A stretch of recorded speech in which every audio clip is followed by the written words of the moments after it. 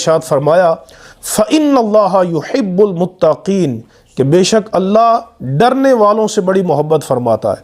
اور قیامت کے دن ان کو بڑے اکرام و اعزاز کے ساتھ جنت میں داخل کیا جائے گا۔ ترمذی شریف کی حدیث ہے، نبی کریم علیہ السلام سے پوچھا گیا، حضرت ابو ہریرہ رضی اللہ تعالیٰ عنہ روایت کرتے ہیں، حدیث نمبر 2004 ہے،